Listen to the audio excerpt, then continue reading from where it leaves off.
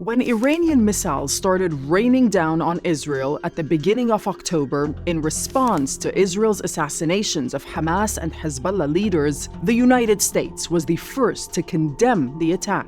President Joe Biden then followed that up with a commitment of troops and an advanced weapons system to support his staunch ally. Israel leans on its relationship with Biden, and Iran knows it. It is, after all, he who pronounced, "My name is Joe Biden," and everybody knows, "I love Israel." But what's next? Do the two candidates competing to replace Biden have the same personal attachment? And what will it mean for Iran? Hello, I'm Darine Aboughaida. This is Pinch Point, where geography and politics collide.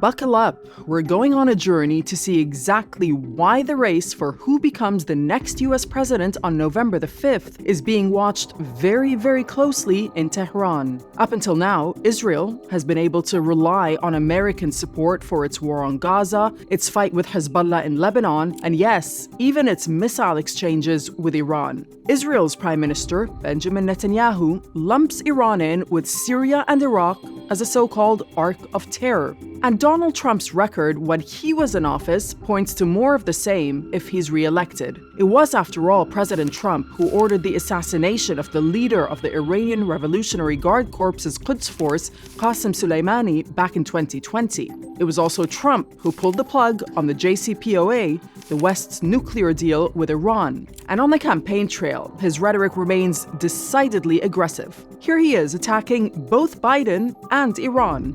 They asked him, what do you think about Iran? Would you hit Iran? And he goes, as long as they don't hit the nuclear stuff. That's the thing you want to hit, right? And then there's this. As you know, there have been 2 assassination attempts on my life that we know of, and they may or may not involve, but possibly do, Iran.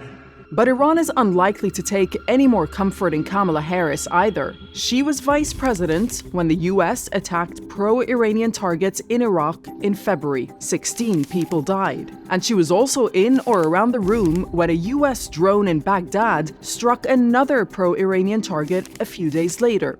We will never hesitate to take whatever action is necessary to defend US forces and interests against Iran and Iran-backed terrorists.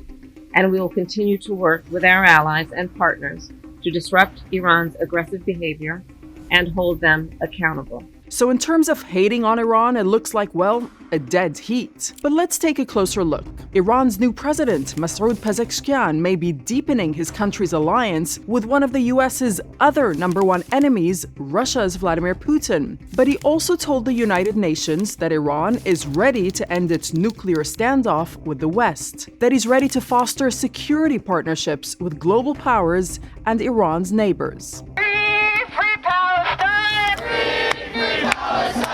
The other big issue, the growing opposition in the United States to its government's undying loyalty to Israel. Can the new administration afford politically to march in step with every Israeli decision? So I guess we have to ask Iran what it thinks about the upcoming presidential election in the United States. And there's no better person to ask than Iran's former foreign minister and current vice president for strategic affairs. Mohammad Javad Zarif admits he's no fan of Donald Trump, but he accepts that some in Tehran reckon he's the best option. Some may prefer him.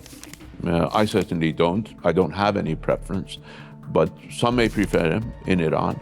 Some may believe that he is more in the national interest of Iran. Meantime, the US backs Israel against Iran's retaliatory missile strikes and sits back as Israel kills Iran's military leaders. In this case, the Revolutionary Guard Corps's deputy commander, Brigadier General Abbas Nilforoushan. He was assassinated in Beirut along with Hezbollah chief Sayed Hassan Nasrallah on September 27.